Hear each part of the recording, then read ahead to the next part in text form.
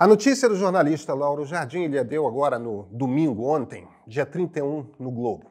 A primeira-dama, Janja Lula da Silva, pressionou o procurador da República, Francisco Falcão. Ela o pressionou para que pedisse à justiça que o jogador Robinho, condenado por estupro na Itália, cumprisse a pena aqui no Brasil. O Ministério Público, todos os procuradores, fazem parte do Poder Judiciário.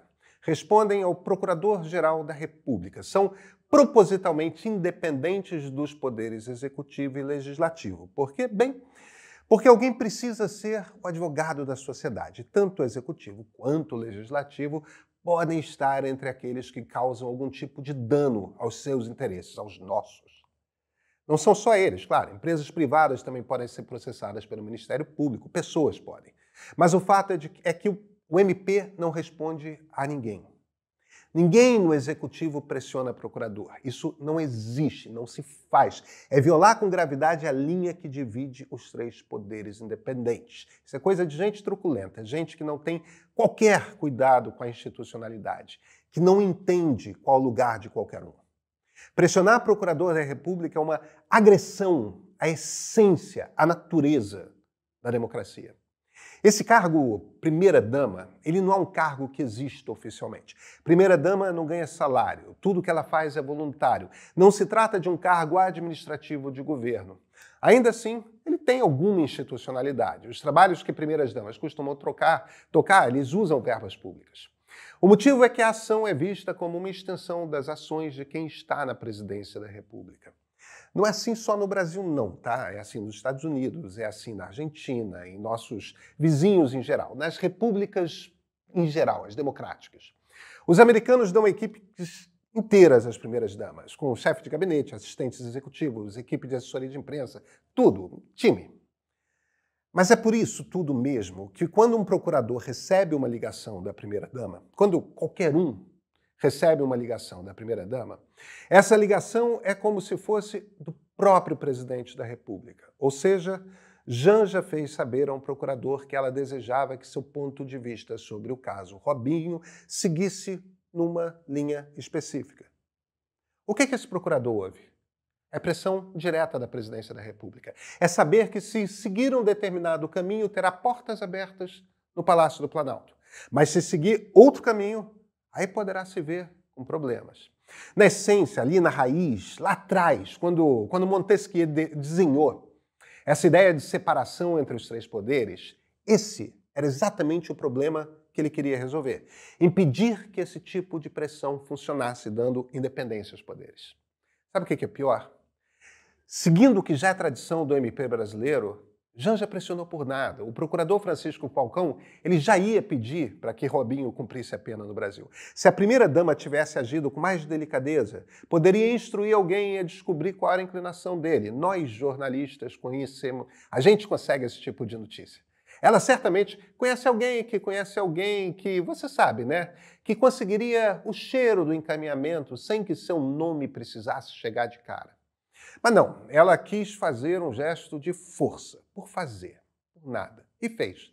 Não só violou a regra mais fundamental de uma democracia, que é a separação dos três poderes, deu uma arma para a defesa de Robinho, que agora vai poder alegar que houve interferência, deu ainda uma arma para a extrema-direita, já tem Carla Zambelli pedindo investigação pelo MP, e olha, Carla Zambelli pedindo investigação com todo o direito e cumprindo o seu papel como deputada federal.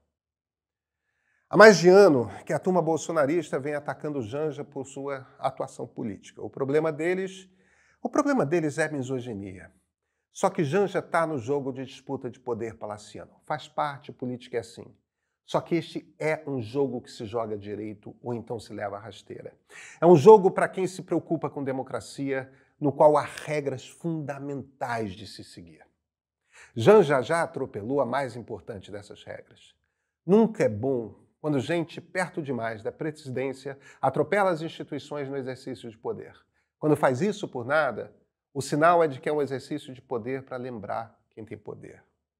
Ó, cheira mal. Eu sou Pedro Doria, editor do Meio. Carlos Fico é historiador, professor titular do UFRJ, estuda a ditadura militar faz mais de 30 anos. É uma das maiores autoridades no assunto aqui no Brasil e não tem medo de desafiar alguns consensos acadêmicos sobre como que se deu o golpe e como o Brasil pode sair desse eterno repetir das intervenções militares. E põe interno nisso, né? Ele deu uma longa entrevista à editora executiva Flávia Tavares, que já está no site do Meio. Você entende como foi o golpe?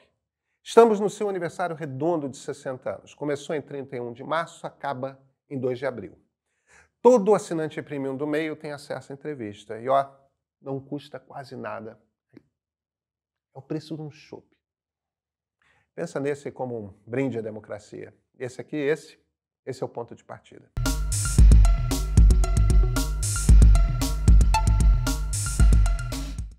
Sabe quem tinha um cuidado institucional, tipo, imenso? Dilma Rousseff. A gente não atribui isso muito a ela.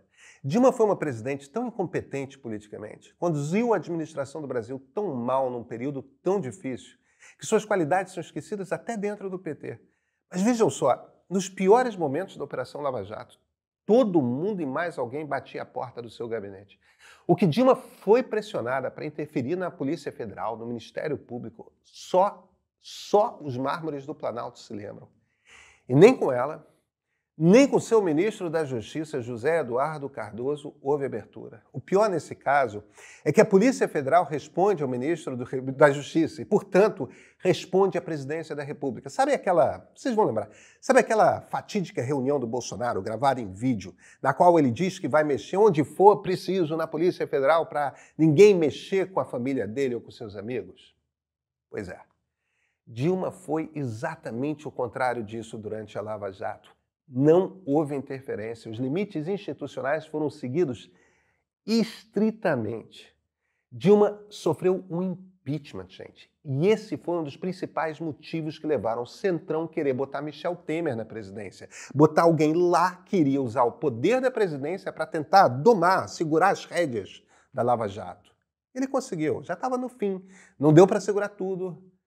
Temer era hábil politicamente e, bem, estava habituado a jogar o jogo como ele costuma ser jogado em Brasília. O papel da primeira-dama sempre causa escândalo, em geral, de forma injusta. Como fica sendo esse cargo que não é cargo, né? As pessoas sempre cobram. Na tradição, era uma coisa mais filantrópica. A mulher de Venceslau Braz e a mulher de Getúlio Vargas, elas gostavam de ajudar a mobilizar a população, muita gente, para levantar comida, remédios, roupas, para gente pobre, ou então nos momentos das grandes tragédias, enchentes, secas.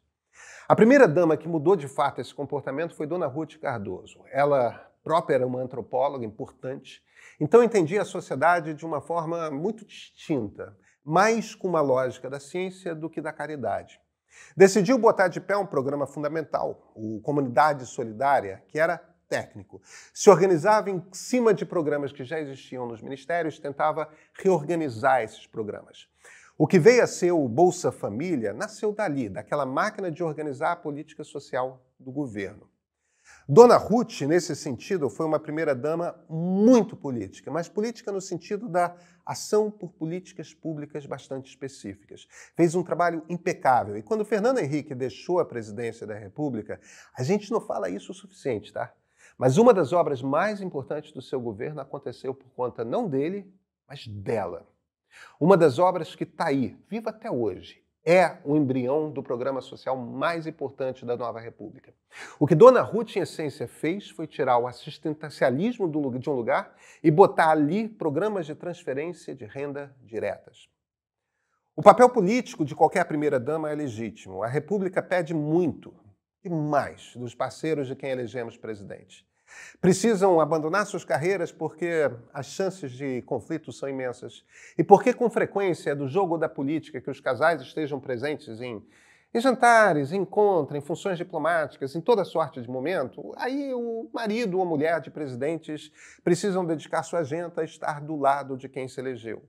Parcerias políticas nascem desse jogo. Franklin e Eleanor Roosevelt, Bill e Hillary Clinton, Barack e Michelle Obama, Juan e Eva Perón, Néstor e Cristina Kirchner, claro, Fernando Henrique e Dona Ruth. E sim, Lula e Janja. Há bons exemplos e há maus exemplos, mas parcerias políticas desse tipo são naturais. Só que Tudo muda quando ela sai daquele terreno cercado, que são as atribuições do presidente da República. O Brasil é uma democracia liberal onde há independência dos três poderes. Onde Lula manda, Janja pode dar opinião se quiser. É do jogo. Mas pode dar ordem, não pode dar ordens, né? Mas pode dar pitaco. E bem, cada ministro que se entenda com Lula para entender o quanto o pitaco dela vale por uma ordem sua. É um código que nem sempre é trivial de quebrar, mas repúblicas funcionam assim há bastante tempo. No momento em que Janja cruza a linha, tudo muda, porque sua autoridade não é sua, é do seu marido.